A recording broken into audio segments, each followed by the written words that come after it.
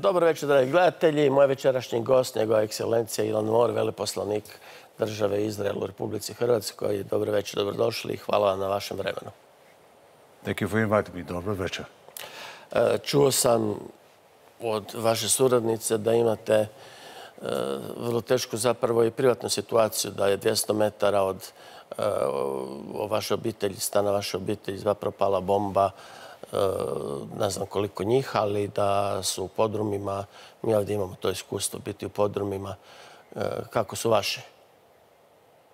Well, thank God everything is okay. They had to spend the night twice in a shelter, but thank God everything is okay. Yes, the bomb, the rocket exploded not very far from the apartment they have, and everything is okay. Thank you for asking. Da, hvala Bogu da je tako. Ekscelencija, recite mi koji su stvarni razlozi eskalacije ovog nasilja? Ne mislim sada na ove izlike i alibije koje se navode, imovinski sporovi koji traju, kupovina zemljišta zbog tog mjesta kojem je sahranjen zapravo Šimon Pravednik od druge polovice 19. stoljeća, pa protjerivanja Židova tamo 48. 9. Kadli. To jest i prije, ali se tada omogućila kupovina i povratak i tako dalje. To je jedan dijalektika imovinskih sporova koja je zapravo mjesto na sudu. I je li to zaista dovoljan razlog da započne ovakav raketman, rat koji eskalira, mislim, do granice građanskog rata? Well, I think when you say that this is a long, ongoing process and conflict, you're absolutely right. Since 1947 and even before, when the Jewish small group in Palestine at that time accepted the partition decision resolution of the United Nations 181 to establish in Palestine at that time 2 states, one Arab state and one Jewish state. And we accepted it, and the Arab side said no. This, I think, is the beginning of these ongoing conflicts, which I can sum up with one line. The Arabs do not want to have Israel living and prospering there in this part of the world. They do not accept the right of the Jewish people for self-determination in a state of its own. Once they accept it wholeheartedly and do not try to destroy us, either by rockets, by terrorism, or by war, then we can sit together and share this piece of land side by side in peace and harmony. As long as they don't accept it, and what we see in the last week or 8 days, it's another example of a terror organization trying to terrorize Israel or terrorizing Israel because they do not want Israel and Jewish people to live there. Look at the Hamas covenant, which from 1988, which tells you that story. You just read it, not before you go to sleep, because it's horrible. Znam što mislite. U njoj se kaže da je dopušteno ubijanje Izraelaca na naprosto vjerskoj osnovi, iz čisto religijskih razloga. And what is different between this covenant and the Nazi ideology? Pa, ne samo to, nego to otežava situaciju jer jedan politički problem pretvara u vjerski. Of course, absolutely. We have been trying not to involve religion in this political dispute, but our enemies, Hamas, Hezbollah, the Islamic Jihad, they would like to bring in the religious aspect of it and make it a dispute between Jews and Arabs. Once it is really a dispute, a conflict between Jews and Arabs, then I think we have a real problem. Vratimo se ipak početku. Sve je počelo zapravo koincidencijom početka Ramazana i proslave Dana Jeruzalema. Počeli su na TikToku zapravo neke provokacije, snimke maltretiranja židovske ortodoksne mladeži. S druge strane, na Hramskoj gori su počeli sukobi. Sad ne navodim sve ono što svijet zna, ali to su, znate, mi smo učili u osnovnim školama ovdje u ovim našim krajima da Prvi svjetski rat počeo sa Gavrom principom, ali da je to bio povod, a da su razlozi dublji. Ovo su povodi. A koji su razlozi za ovaj sukob? U ovoj groznoj formi. Are you talking about this current conflict? Da. Well, this current conflict, as you said, you saw TikTok pieces, Orthodox Jews hitting Muslims. I think it's the other way around. I think in 1947, 1948, Jews did not expel Palestinians, they ran. But let's go back to the current situation. The situation was as such that in a very unique moment, two holidays coincided together, as you said, Ramadan and the Day of Jerusalem, or Jerusalem Day, which is very important for us. And then Hamas took advantage of it because Abu Mazen, the Palestinian president, who is weak politically, cancelled or postponed the elections for the parliament. And Hamas saw, in the Middle East, there is no vacuum. So Hamas saw an opportunity to make use of the weakness of Abu Mazen, to take use of this clash between a Muslim holiday and a Jewish holiday, and portrayed itself as the defender of Jerusalem. And he wanted to introduce to the world and to the Palestinians that he is not only a political organization, but also a religious one. So we had a very unique combination of circumstances which Hamas took advantage of it and started to fire at Jerusalem. He fired rockets at Jerusalem. This is, you probably know that Jerusalem is the third most holiest place for the Muslim world. And imagine a Muslim, an Arab or a terror organization is shooting at a holy place in Jerusalem. So once this happened, Israel cannot stay idle and do nothing. That's why we had to protect ourselves. Imagine, let's go to 1995, Sisak and Zagreb. 1995, May, 7 rockets killed 7 or 5 people. You retaliated, and you cannot accept this kind of situation. Or imagine sitting on the Slieme, not very far from here, shooting on at the center of Zagreb at Slieme, at Ilica, sorry. So this situation is for a democratic country like us, a country which must defend itself on a regular basis, is something we cannot overlook and look the other day. We must defend ourselves. This is the responsibility of every elected government. From the left, from the right, we have to protect our citizens. And mind you, another thing, if you take all the 220 countries in the world, the only country which is being threatened, its basic existence is being threatened on a daily basis, is Israel. Israel is being threatened by Iran, by Hezbollah, by Hamas, by Islamic Jihad, by other countries which do not understand and do not accept Israel's right to exist. We are being threatened on a daily basis. And this is a situation which we cannot tolerate for a long time. Because in the Middle East, talk is not cheap. When from Tehran threats to destroy Israel are being heard, we take it very, very seriously. If Hamas shoot at us, we must take it very, very, very seriously and protect our citizens. This is the duty of every government. And let us not put Israel and Hamas on the same level. We are talking... Na tome upravo ostajem toga sad za posebno pitanje. Objasnite na to. Vi zapravo stalno iznova naglašavate kako se u medijima provlači to izjednačavanje s jedne strane države Izrael, sa druge strane Hamasa. Vi govorite da jednostavno se naprosto ne može jednu terorističku organizaciju izjednačavati sa državom Izrael. Because the media is trying to portray a cycle of violence. That we shoot and they shoot and they shoot and we shoot and this must be stopped. And I say no. This is a wrong conception. The reality is cause and effect. Cause means the Hamas shooting at us. Effect is we are retaliating. Now imagine, if there is no cause, there is no effect. If they don't shoot at us, what do we have, what any reason do we have in order to shoot them back? It's not a cycle of violence. It's attack and a defense. attack by Hamas terrorist organization and defense by a democratic sovereign state named Israel. So we are not on the same level. I'll give you another example. The Hamas shoots within the civilian neighborhood in Gaza City, in other places in the Gaza Strip.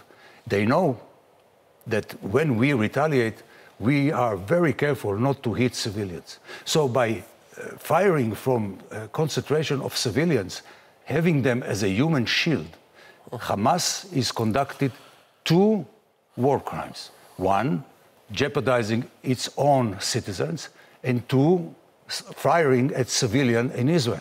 So how can you compare Israel and Hamas? We are defending ourselves against terror. And there is a perception in Europe that peace is everywhere, that peace have succeeded to overcome all our difficulties also in the past, and they cannot see the reality in the Middle East. That's why we are being criticized mainly in the United Nations and also by the European Union. And we would like to tell them that whatever equation they do, putting Israel and Hamas on the same side, they are playing into the hands of the terrorists. And this is a big mistake. They have to have a firm position. No to terrorism, yes for defending life.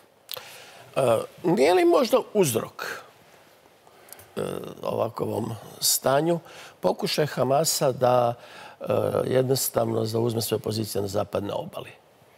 Unatoč dobrim odnosima palestinske uprave i Izraela. Well, I think this is one reason why Hamas now is being very active.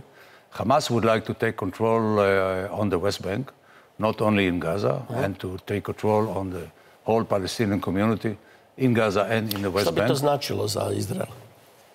Well, this will be, we see an example in the last 7 days in the previous years. A counter, imagine, you have been to Israel, and those who went to Israel, they landed in the Ben Gurion airport. And from distance, not very far distance, you could see the hills of Judea. Imagine the Hamas terrorists sitting there and having control on the main airport of Israel, the main and only one international airport of Israel. This is the same as sitting on the Slema, 1,030 meters above sea level, and shooting down. We cannot tolerate this kind of situation. Never we are going to accept it. Kad sam išao u emisiju, razgovarao sam se s jednim svojim prijateljem i on mi je kazao, dobro, ali ti vjerojatno nećeš postaviti pitanje znajući za moje stavove, koje bi glasilo otprilike ovako. Dobro, ali zašto država Izrael sve više i više smanjuje teritorij na kojem su Palestinci? Znate zašto to pitanje postavljam ipak? Mislim, meni je gotovo sluvište jer ja znam odgovor koji će dati, ali objasnimo i gledateljima. Takva je, nevjerovatno, ali takva je najšira percepcija u medijima. Širom Evrope.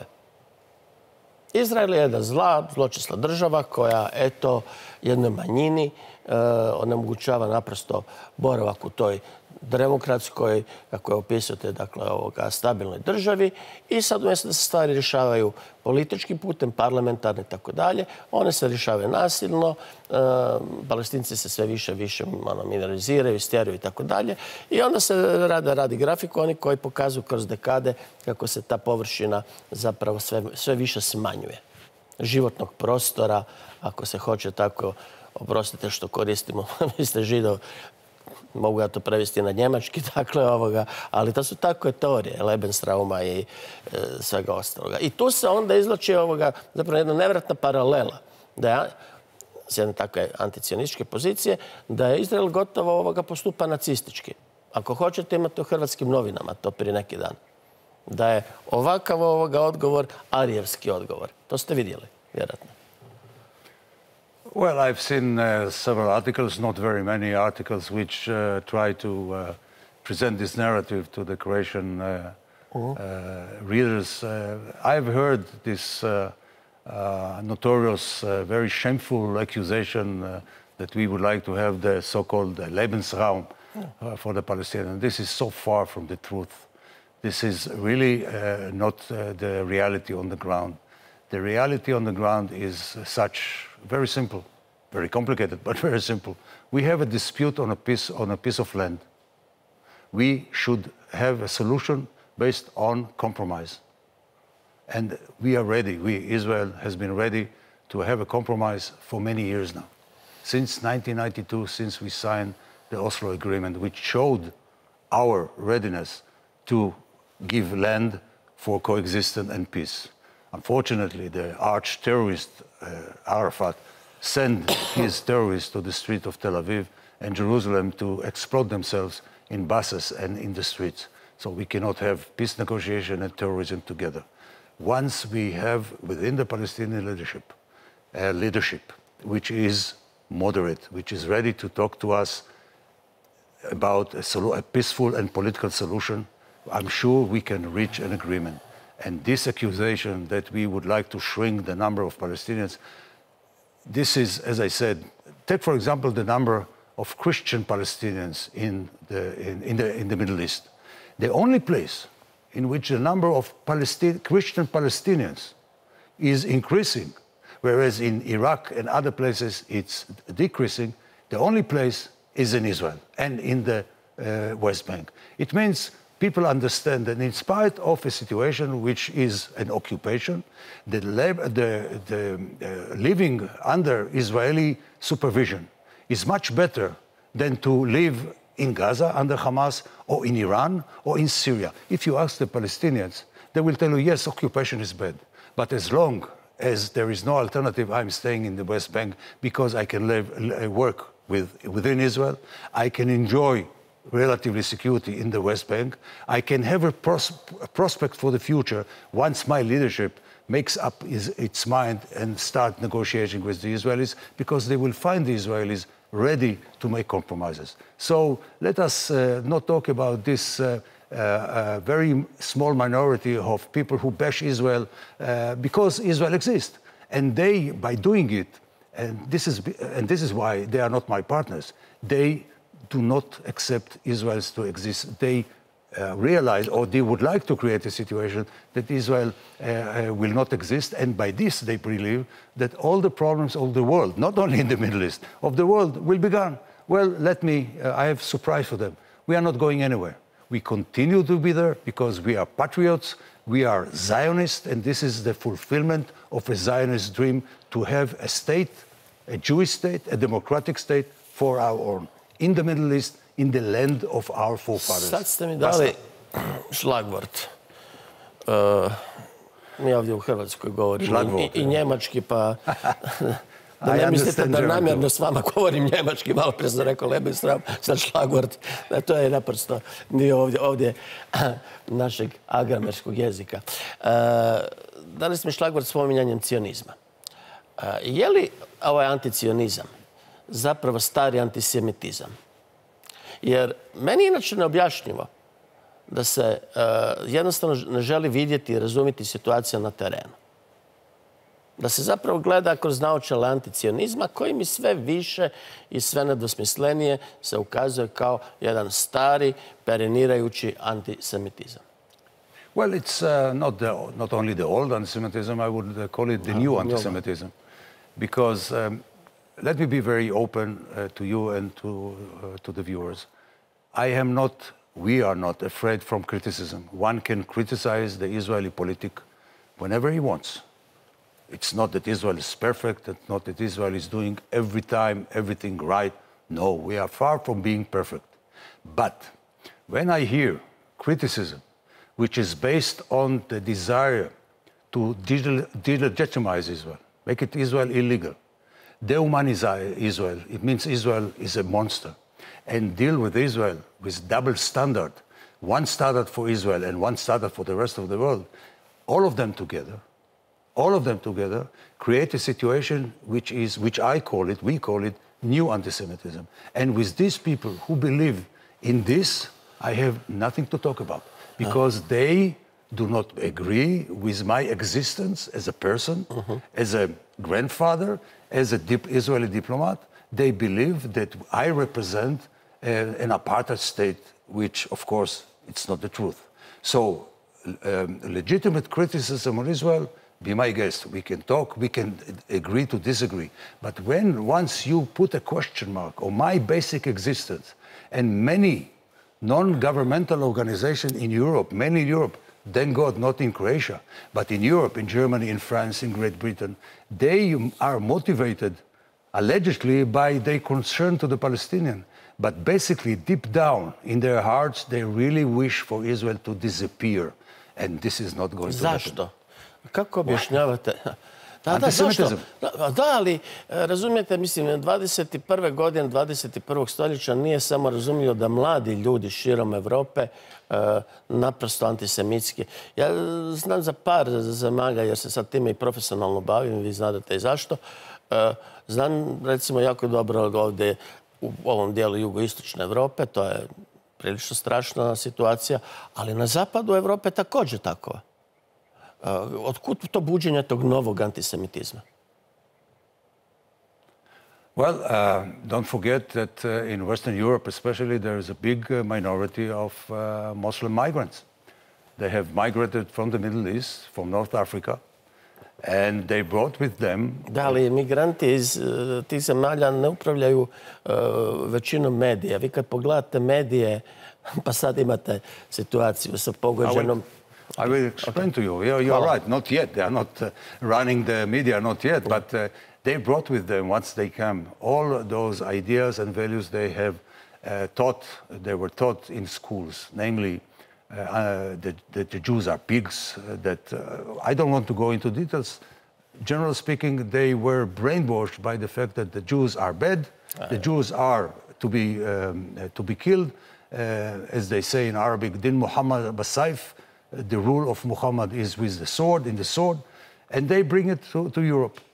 They come and meet a new society, new culture, which reject this kind of attitude. That's why they keep them themselves.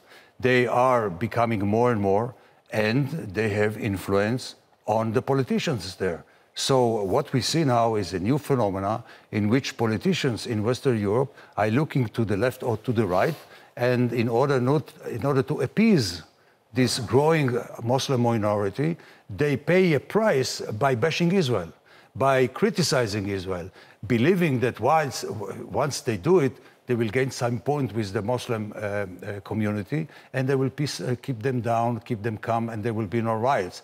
But look what happened in Great Britain in the last couple of years, in France, in Germany. This paying price for the Muslims, giving in to the Muslims, is not going to be kind of a guarantee for the majority in this country, and they cannot escape the bad negative influence of those Muslim communities there. So what we see is the rise of anti-Semitism combined with conspiracy theories going back to the end of the 19th century, the story of the elderly of Zion, which is, I think, coming from Russia, which is, I think, the second most bestseller in the world after the Bible, has been translated in numerous of languages, unfortunately also into Croatian. This is the basic, the foundation of old anti-Semitism, which prevails today. The Jews control the media, the Jews control the economy, the Jews control the banking, the Hollywood, etc., etc., etc. Come on, this is something which you cannot eradicate. It's a chronic disease which all of us should fight, be it the old classic anti-Semitism and the new anti-Semitism, which is aimed against the existence of the State of Israel.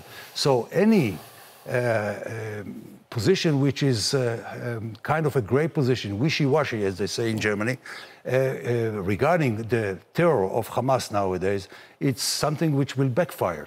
And every country, a member of the European Union, should stand up and say no to terrorism and yes for self-defense. That's it. Sad kad smo već toliko puno puta spominjali Njemačku, evo, dočekali smo nakon 8 dana da je Angela Merkel ipak nedvojbeno stala nedvosmisleno uz Izrael, tako da možemo ipak ih nekako opravdati. Recite vi meni... Well, I don't know about the generation, but today Chancellor Merkel talked with Netanyahu again over the phone and expressed its support for Israel. Of course, asked for the Prime Minister of Israel to end the operation against the Hamas. He told her that we will finish it once we know that we understand that Hamas learned the lesson long term, not for a couple of months ahead of time. Long term, they do not mess with Israel. Israel can protect itself. Thank God, you know what? Thank God for the Iron Dome system.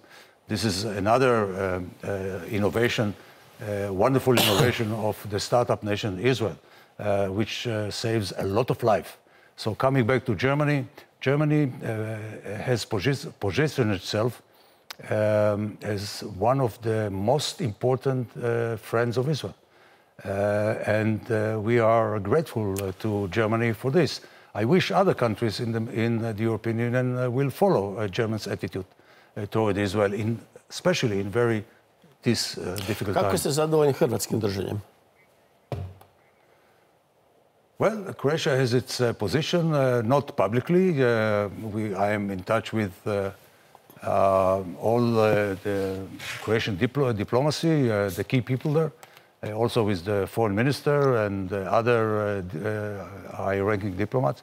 I hope that Croatia, which is a country with a very positive attitude to Israel, a friendly country to Israel, will express its position also in public and will get the support. We have the basic support from Croatia because if there is a country within the European Union which can relate to the agony and the suffering of the Israeli citizens, it's Croatia. You were there 30 years ago. Thank God it's over for you.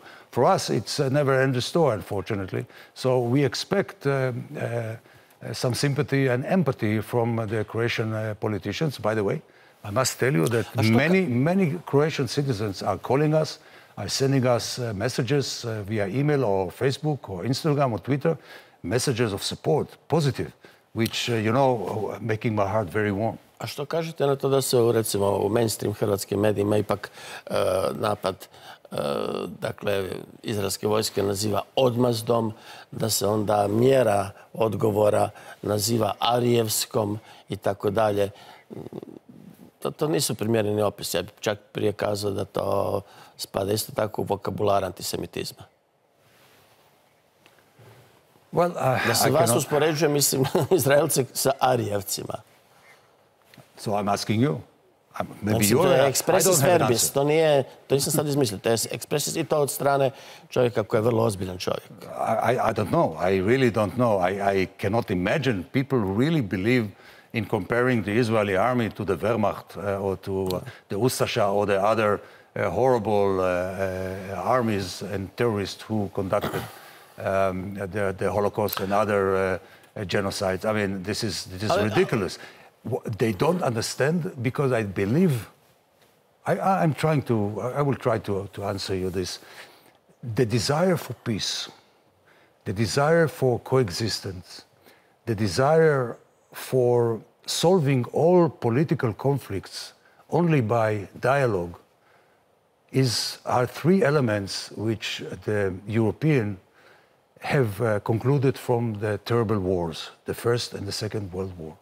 They have come to the conclusion and they told themselves, those who started the process of the EEC, the European Union, we should not give in to violence and wars. We will try, in spite of difficulties, whatever difficulties we have, let's sit next to the table and talk. And it has been so successful that the only war, God forbid, on the European continent was in this part of the world. But in Central Europe, in Western Europe, no war was conducted because of this decision by all leaders to make an effort and to live in peace and open borders.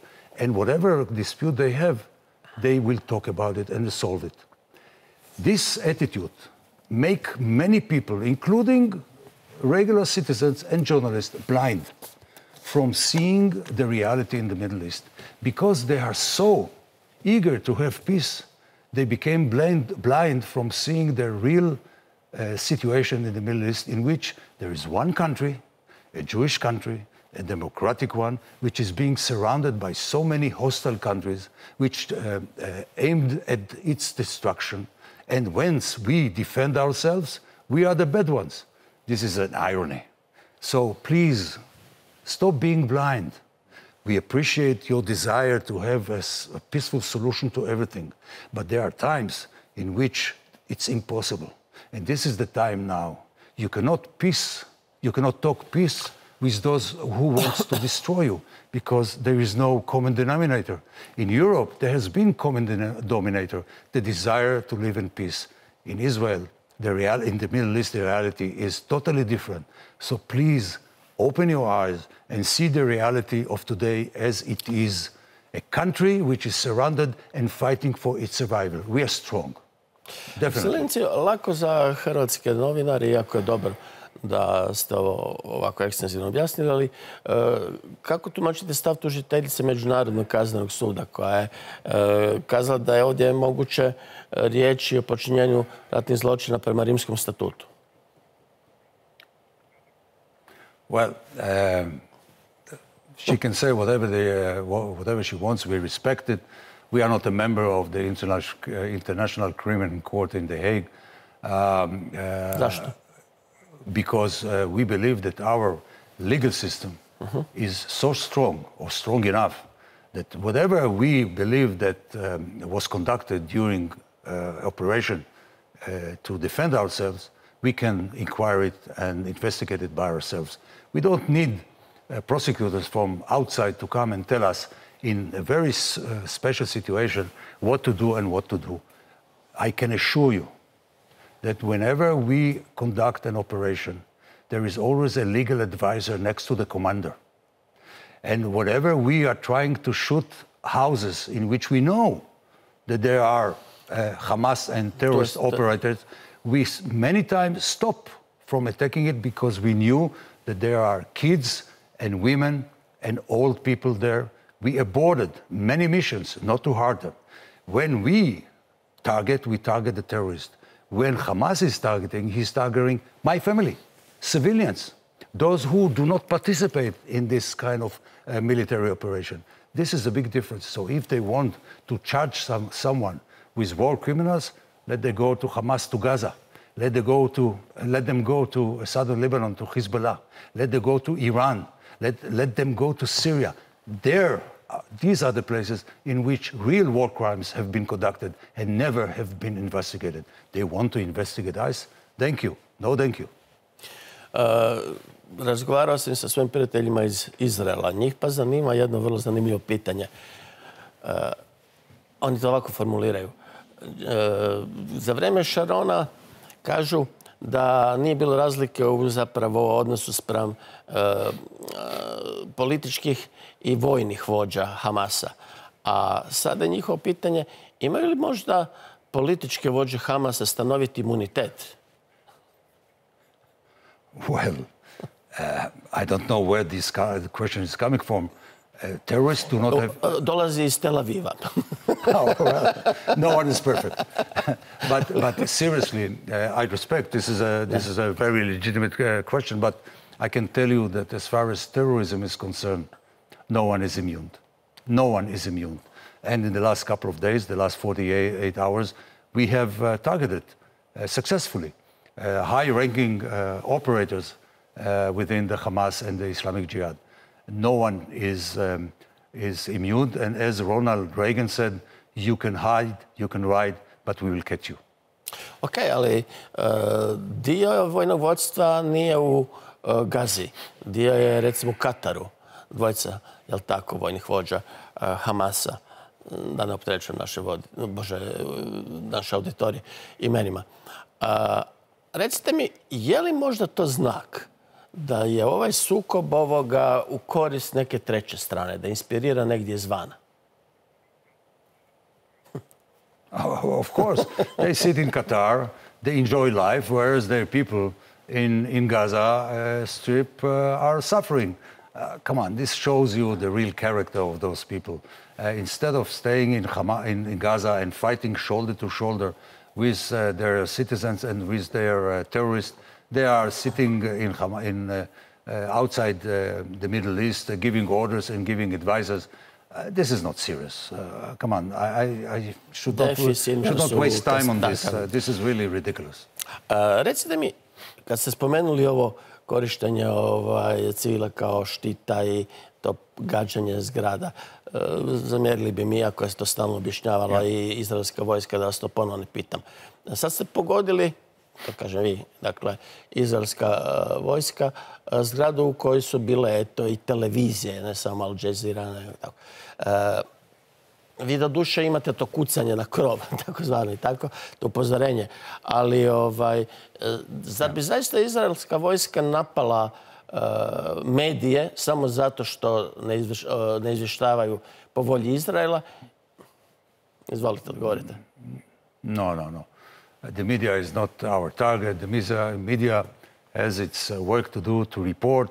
We can be happy with the reports. We can be dissatisfied with the report, but neither the media, as a general term, nor the journalists on the ground are our targets, God forbid, of course not. Kako se onda boriti kada imate na prvom katu ili podrumu arsenal, rakete, onda imate brojne civilne obitelji i onda negdje na 8. katu imate, recimo, politički štab? We call the civilians who are living there, and don't ask me how, because I'm not going to tell you. We call them over the iPhone or mobile phone and give them 2 hours to evacuate their flats because we are going to bomb them, the Israeli Air Force. We encourage them to leave because we want to see civilian casualties. We don't give such a warning to the terrorists. But as far as the civilians are concerned, show me another army in the world who calls the people and tell them, look, in 1 hour or 2 hours, we are going to bomb this building you live in. Go away and save your life. Take your children, take your mother and father, and go away. We give them 2 hours. I think it's unique in the world when an army is doing like this. There is immunity for the civilians, no immunity for the terrorists. And going back to your question regarding this tall building which was brought down by the Israeli Air Force with the media organization Al Jazeera and AFP, this building, the 8th floor or the 10th floor, was used by the intelligence operators of Hamas. On the 5th floor, you saw command and control officers of Hamas and other terrorists. What shall we do? We gave them a warning. They took out their equipment and the building was brought down. We are talking about a building who was brought down. Material can be rebuilt. We are not talking about life. No one was killed in this area. So we are very, very selective in our targets. We are very, very careful when we conduct our military operation. We are the most humanistic army in the world. If you can combine humanity and military, this is the classic and the best example of the IDF, the Israeli army, being cautious not to harm those civilians and to target only the terrorists. Journalists, of course, belong to the other part, to civilians, which are taboo to be heard. Postoji vođa koji odbija terorizam, Abu Mazen. No, on je također odbio i neke vaše prijedloge, dakle, otklonio ih je. Koje i zašto? Well, we go back into history at the beginning of the 2000s and before. Prime Minister Olmert, Prime Minister Barak have talked to Abu Mazen, put on the table offers which they consider to be, and I think also many Israelis consider to be, very generous. Let's give the Palestinians 97% of the West Bank, and let's start living side by side in peace and harmony. He said no. Unfortunately, this rejection goes back to 1947, when the Arab side rejected the partition decision and decided to go for a principle which is all or nothing. We want to get all of it or nothing. The same goes with Abu Mazen 73 years later. He wants everything. He wants to have the whole West Bank. He wants to have a priori to the negotiation, a promise by Israel that he will get whatever he wants. So why do we need the negotiation for? It doesn't work like this. We have to sit together. He has to understand that Israel is not going anywhere. Israel is the homeland of the Jewish people. Once he accepts this, then the sky is the limit. It will be hard, it will be difficult, but if we stick to the principle of no violence, and both of us will make sure that the Hamas and the other terror organizations like the Islamic Jihad will be contained and won't be able to control the negotiation, then I am sure that we will have an agreement neither side will be happy with, because this will be the best agreement when neither side is happy with it. Neither side can say, I won. There are no winners here. They might be only losers if we don't get sad kad an to agreement. tako kažete i tekako, recimo, ovo sam htio kazati kad gledamo sad ove stalno snimke, da samo kažemo, raketi su napadi prema nuklearnom postrojenju u Dimoni i to bi značilo zapravo katastrofu za sve. Bez obzira ko je tu Palestinac, ko je Židov, ko je ko. Recite mi kako jednostavno zaštititi takove ciljeve ili je ovoga situacija zaista, mislim, sve otela kontroli pa su i takovi ciljevi mogući u ovom obračunu? Jer ovo znači, mislim, ovoga pretnju ravno nuklearnoj bombi. Well, everything is possible in our area. You know, what characterizes the Middle East is its unpredictability. You cannot predict in advance what will happen. It's not like in Europe, where it's peace and quiet. Well, I want to believe. But seriously, in our part of the world, everything and anything can happen. So we are ready to every eventuality. Whatever happens, we have a good answer for it. Kažite mi kako vi osobno, a uvjerio sam se da ne razmišljate iz nekakve vjerske paradigme, da stalno aludirate da je potrebno političko rješenje. Kako zamišljate moguće političko rješenje između Palestinaca i Izraelaca? Well, there are many options, but I believe that the most common one, the most logical one, is to live side by side. Because Palestinians are not going anywhere. We are not driving it out. Israelis are not going anywhere. Terror activities will not bring us down. So we are doomed, in a way, to live together on this piece of land. So we have two alternatives, either to continue to live on our swords or to live, like the prophet Isaiah said, under our trees, next to the water, enjoy life. I believe that the vast majority of the Israelis, the vast majority of them, believe that if we live side by side with mutual recognition and decision, like in Europe, no more war, no more bloodshed, it can be done. How to do it, what kind of land, how much land they will get, and this is not important now. We first have to accept, and this is on the Palestinians now. Kako ovoga to postići i živjeti mirno ispod u sjeni drveća, kad imate recimo i Hezbollah, koji ima 100.000 raketa, kad imate, mislim, Iran koji jednostavno ne može vidjeti državu Izrael, mislim, samo postojanje Izraela kao židovske države, kad je jasno da su tu religijski razlozi koji su razlozi isključivosti. Tu nije posredi rasprava političkih neistomišljenika ili protivnika, to je rasprava zapravo ovoga, kako da velimo, politički klasično rečeno, drugi je neprijatelj kojeg treba kao fizičku prepreku odstraniti. Okay, I think we can do both.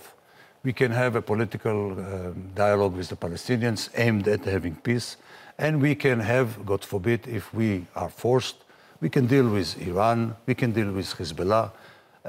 Let me be very careful. The enemies of Israel should not underestimate Israel. We are not underestimating our enemies, but let them do not underestimate Israel. Israel is an open society. We have our problems internally, but in a time of a common challenge like Hezbollah or Iran, we come together, and then we are stronger than our enemies. So we can have a political dialogue, and we can deal with the Hezbollah if they want to take an uncalculated risk against us. They will pay, and Lebanon will pay a very heavy price. Iran, together with our friends, we can deal with it too. Make sure that Iran will not have a nuclear bomb. And this is one of the most important issues which is on the agenda. Instead of concentrating on the Middle East, which will accommodate ourselves this, whatever we see today is horrible, and we will know how to defend our people. But in the background, as you said, Iran, with its ambition to have a nuclear bomb, this is a threat not only to Israel. This is a threat to South Europe, the United States, to Russia and China. Everybody knows about it. So concentrate, please, on the real game, which is Iran nuclear program and Iran long-range missiles and Iran subversive activities in the Middle East, supporting Hamas, supporting Hezbollah. This is the real game. Hoće smo se najvan ako pitamo ovako, a zašto Palestinci ne potraže, recimo, rješenje kroz izbore? Obzirom na populaciju, to bi bilo, palestinska nekakva stranka bi mogla imati u Knesetu oko 30 zapravo zastupnika. Time bi, recimo, u sadašnjem omjeru bila druga po snazi. Vidim da se smješkate. Now, yeah, because I want to explain, because you are combining two things which do not, you are combining, as they say, oranges and apples. They are not going together. In Israel, which has 9.2 million people, 75% of them are Jewish people. 22% are Arabs. And the rest are minorities. The Israeli Arabs who live in Israel per se, they vote for the Knesset. They have 10 Israeli members. What you are referring to is the Palestinians in the West Bank in Gaza, who we do not want to have them to vote for the Knesset, because once they vote for the Knesset, they will become an Israeli citizen. We don't want, and then we will be blamed for annexation. No, we don't want them. We don't want them. We want them to have the right for self-determination. We want them to have a state of our own, a friendly state to Israel. Let them vote for the Palestinian Authority, for Abu Mazen and for other candidates, not for us. So it is very important to distinguish between the Palestinian in the West Bank and in Gaza and the Arab Israelis who consider themselves also Palestinians within Israel. Those who are in Israel, they are full-fledged citizens, as I am. They vote for the parliament. They might have also an Arab minister in the very near future. They have representative in the Israeli parliament. They enjoy full rights as we Israelis or Jewish people enjoy. The Palestinians belong to the West Bank and Gaza, and they will stay there and they will vote for their own political organizations. Vaša ekscelencijo, hvala vam lijepo na vašem vremenu. Da, blagdan vam je pa Hag Sameach. Želim vam, dakle, sve najbolje. Ne želim više niti jedne bombe kraj vaše kuće, ali jednako tako niti kraj kuće i stana bilo kojeg Palestinca. Riješite to nekako na miru, neka bude pameti, dobre volje, pa svako dobro do neke druge prilike. Dragi gledatelji, hvala lijepo i vama. Hvala što ste bili sa nama opet. Gledajte nas naravno i sljedeće srijede. Doviđenja.